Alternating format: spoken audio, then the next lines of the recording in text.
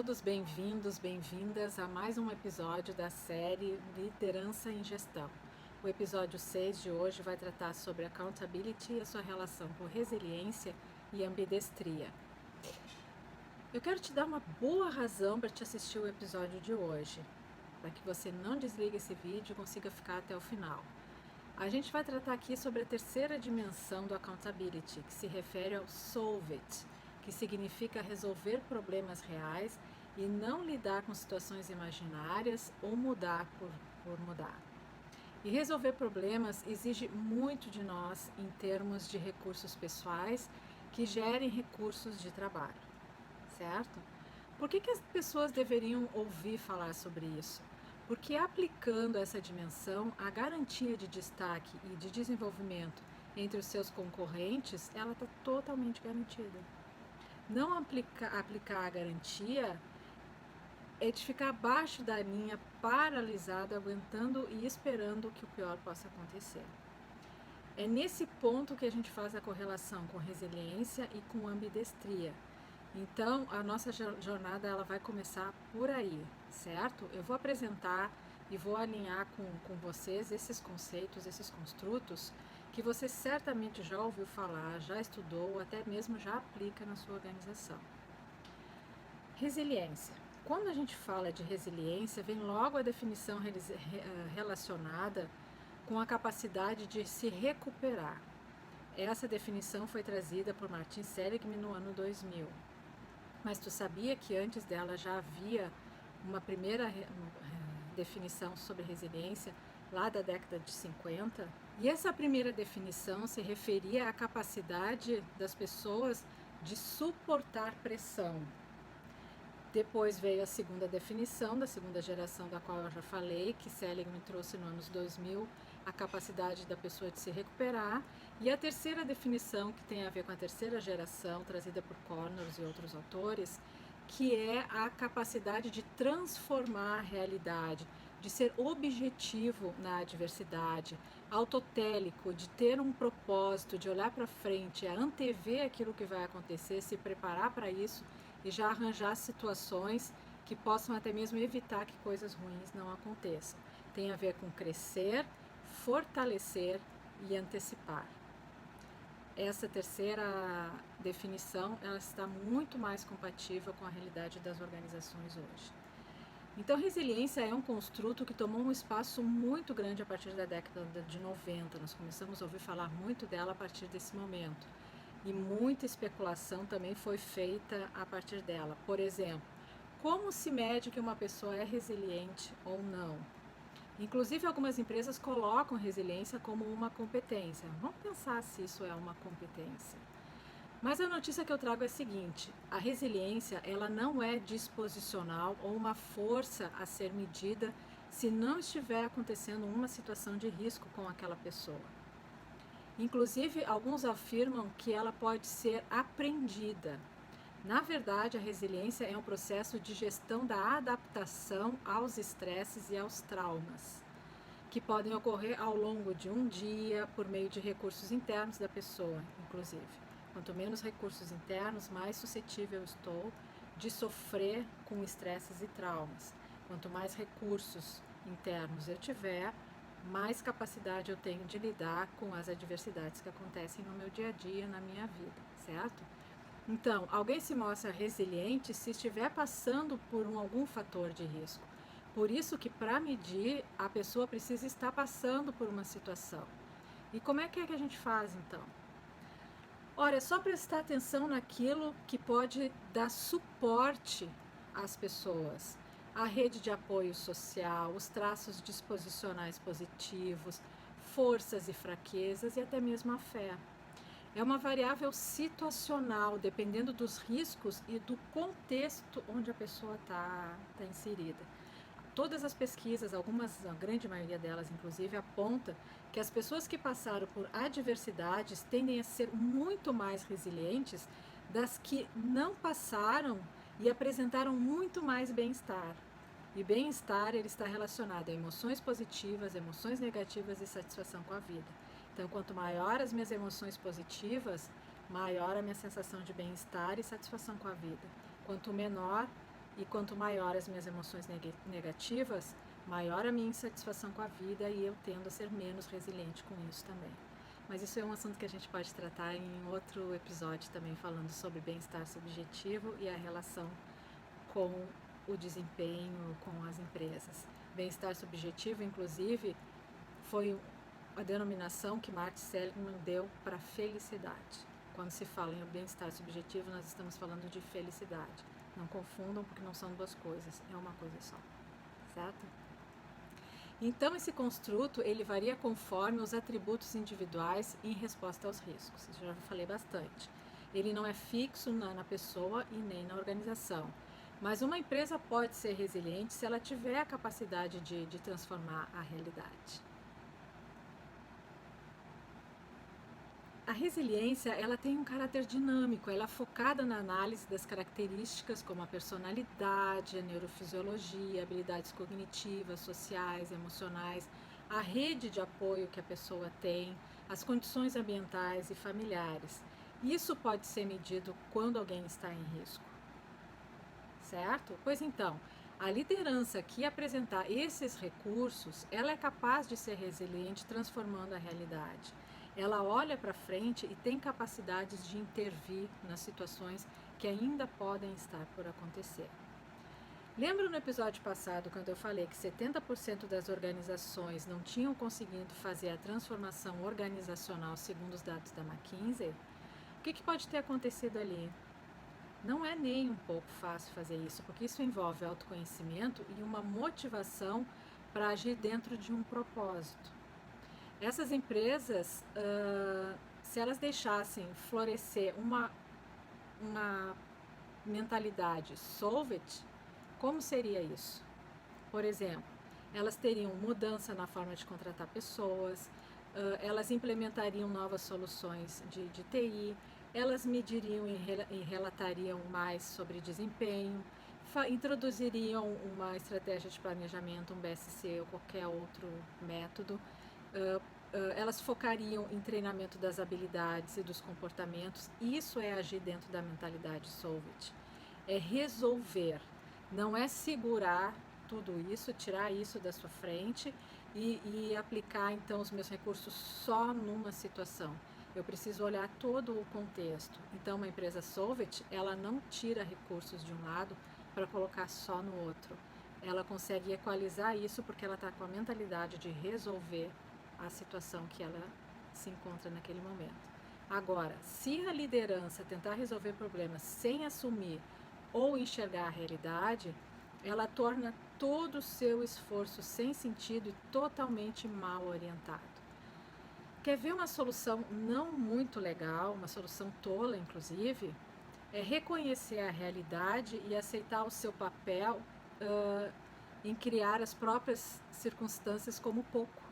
Achar que aquilo que se faz, dentro do seu papel, é pouco.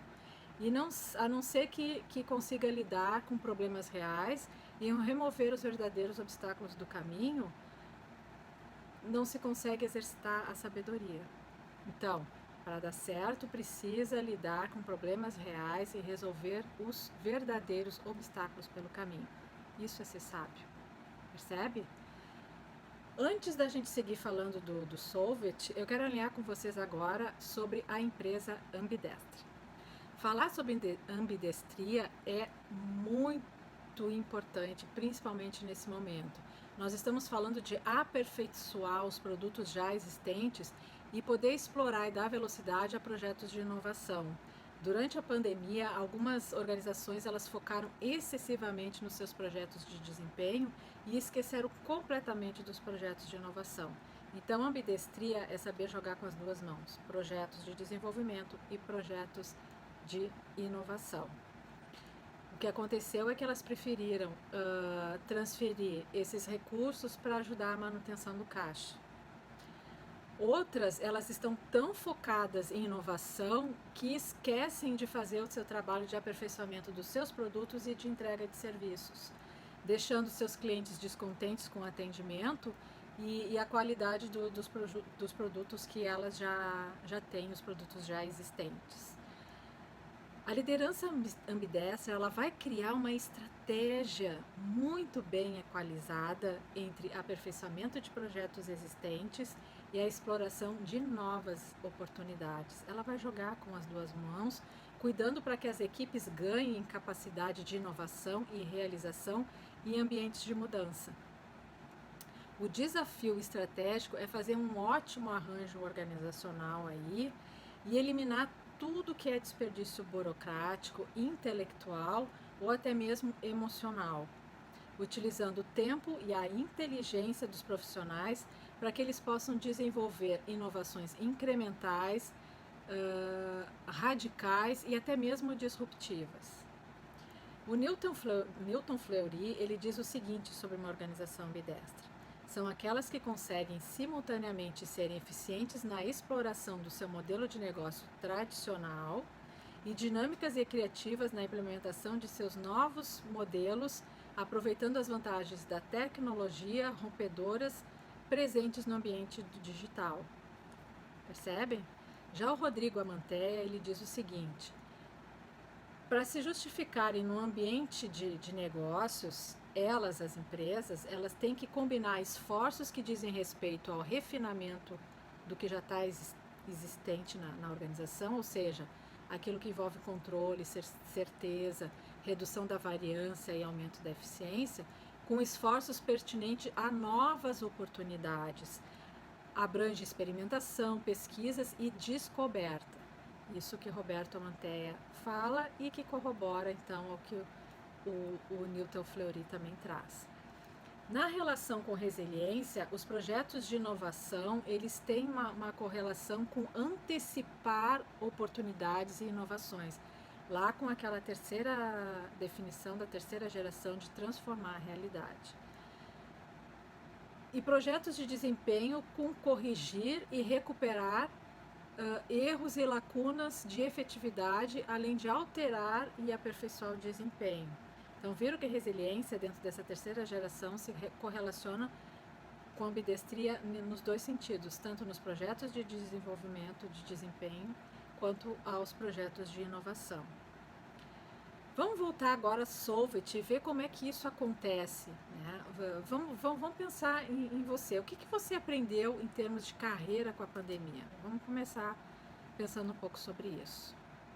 Eu vou dividir para vocês o que eu aprendi e que deveria ter aprendido muito mais cedo, né? Que não dá para ter só uma atividade econômica ou só uma carreira, que o risco de ficar sem uma atividade remunerada é muito alto.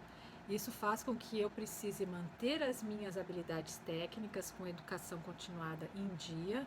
Eu preciso ter uma boa base de networking com pessoas de vários setores e fazer uma boa reserva para períodos de transição. Isso seria agir com sabedoria, sim, me colocaria numa categoria Solvit. Semanas atrás, um executivo me procurou porque ele queria fazer uma transição de carreira. Ele tinha a intenção de deixar a empresa dele, uma multinacional, onde trabalha na área comercial, já há muitos anos, para tentar uma carreira, uma coisa mais solo, né? Uma coisa mais sozinho. Ele é casado, a esposa não trabalha e tem 2 filhos pequenos. Aí eu perguntei para ele como é que ele se preparou para esse momento entre ele sair da organização e poder pensar em montar o negócio dele, que era o que ele queria começar a empreender. Notem que ele não tinha a mínima noção no que ele queria investir o dinheiro dele, que o dinheiro todo que ele tinha era o dinheiro da rescisão de contrato de trabalho. Acreditem, ele não tinha pensado nisso, que saindo da empresa ele teria mais custos com coisas que hoje talvez ele não tenha, porque está coberto por um quadro de benefícios bem importante, que as despesas dele iriam aumentar e que ele poderia ter uma queda mesmo no próprio padrão de vida dele. Ele não tinha se preparado para esse momento, na verdade.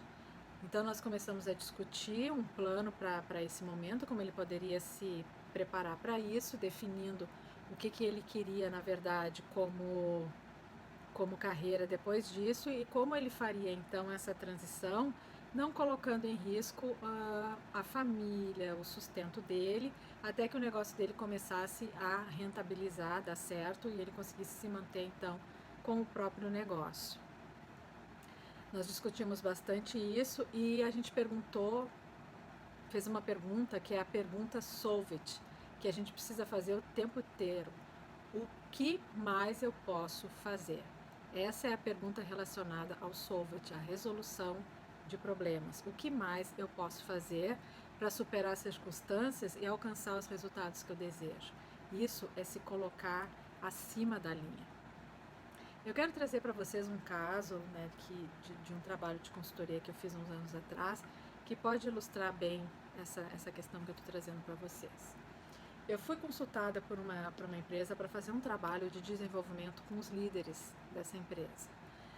Para isso, então, eu combinei com os executivos que me chamaram para que eu pudesse fazer uma imersão na empresa para entender todo o contexto, realizar um diagnóstico para colher mais informações, enfim, apurar o que estava realmente acontecendo sobre o meu olhar e não só sobre o olhar do que eles estavam me trazendo. A empresa tinha sido adquirida há pouco tempo por esse grupo, era uma empresa que fabricava latas. Eles me contaram que na aquisição da empresa é que as coisas começaram a ficar bem ruins. Eles encontraram uma série de irregularidades com contratos, com contratações, com uma série de coisas. A empresa tinha uma linha de produção com problemas, tinham máquinas antigas e a rentabilidade não passava de 2% sobre as vendas. Eu encontrei uma empresa, na verdade, num ciclo de vitimização muito grande. As pessoas não obedeciam regras, elas saíam e entravam a qualquer horário, ninguém se responsabilizava por nada e não entendiam o seu papel na empresa. Os sócios então começaram a negociar com o sindicato e aí começaram então a ver que a situação era séria e que os sócios também começaram a compartilhar com as informações de desempenho da empresa. Os funcionários começaram a perceber esses movimentos e começaram então a ficar um pouco mais preocupados. Opa, as coisas não são tão simples assim ou tão fáceis como a gente estava imaginando.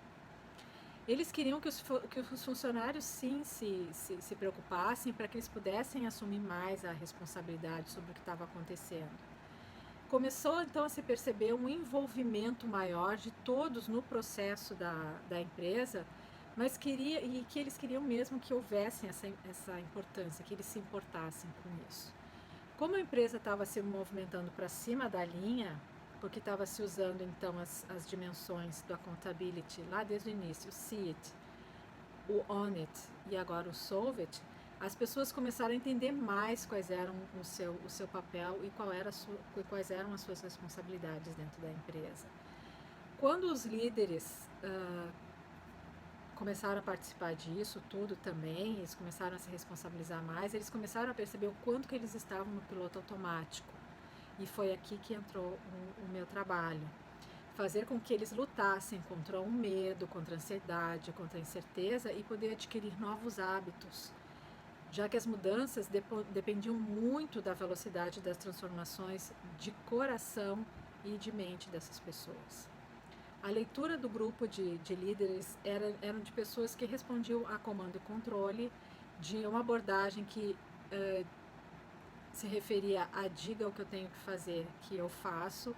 Os líderes mandavam e os funcionários obedeciam. Essa era a dinâmica do trabalho. E os funcionários estavam muito felizes com esse jeito, eles se sentiam bem com essa maneira de atuação da liderança. Eles queriam muito, mas eles empregavam pouco. Afinal, né, para que se preocupar com aquilo que não é meu? Essa era a mentalidade. À medida que o trabalho de See It e de Own It foi se desenrolando com os líderes, eles começaram a redescrever as suas funções, a transformar hábitos de trabalho, a pensar de forma diferente sobre si mesmo e sobre a empresa. Eles começaram a dar sentido, começaram a dar significado, eles começaram a transformar. Os sócios e os líderes, eles começaram a fazer reuniões para perguntar o que deveriam fazer em determinadas situações, a gestão ficou mais compartilhada. Tudo isso para mostrar que para as pessoas que com esforço e com persistência eles conseguiriam superar toda a ineficiência e convencer as pessoas de que resolver problemas não era uma atividade extra deles, mas que fazia parte de todo o trabalho.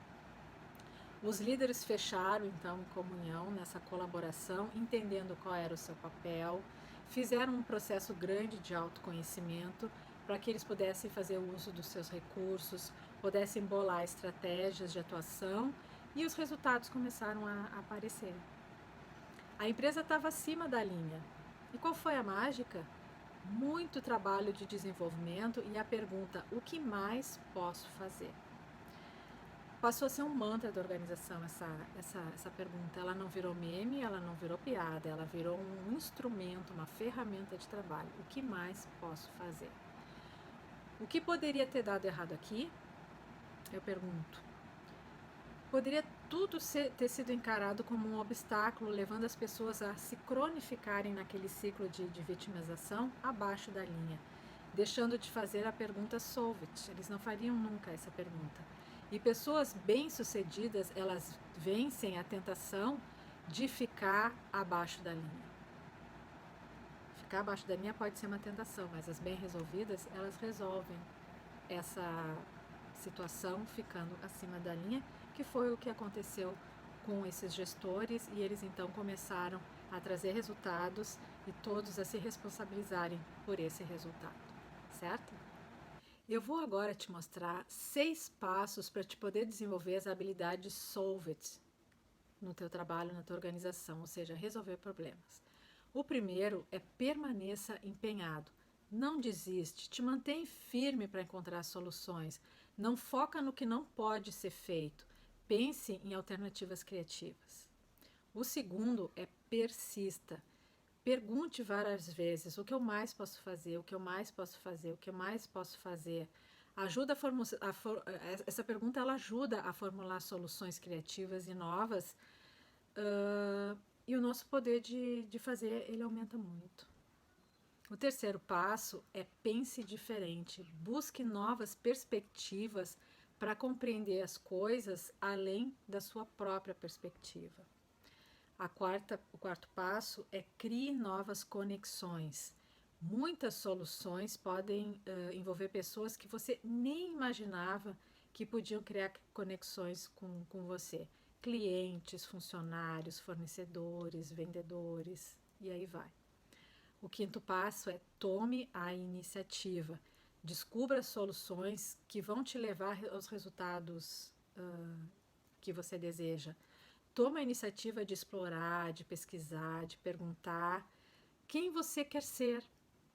Alguém que faz as coisas acontecerem? Você quer ser essa pessoa? Ou você quer ser aquela pessoa que observa as coisas acontecerem? Ou ainda, aquela pessoa que pergunta o que aconteceu? Ou aquela que jamais se deu conta do que aconteceu? Qual dessas pessoas você prefere ser? O sexto passo é permaneça consciente. Sai do piloto automático, presta atenção a tudo que possa estar relacionado com a solução.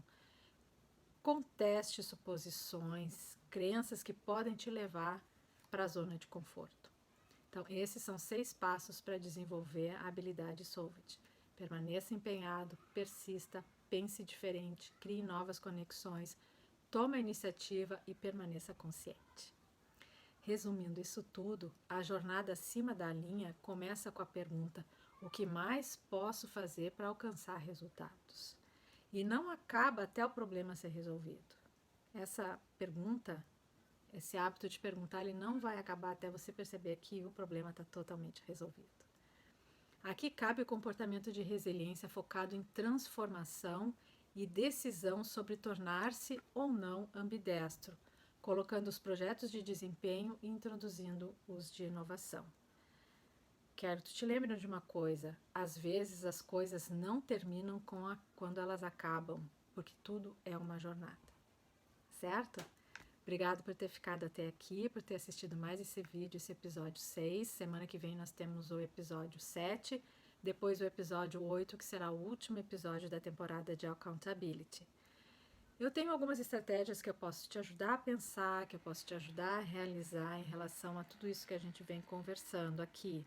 Me procura, me manda mensagem, me deixa nos comentários, não esquece de te inscrever no canal, deixar o teu like, que isso também ajuda a impulsionar e fazer com que outras pessoas encontrem esse material e que possa fazer diferença também na vida delas.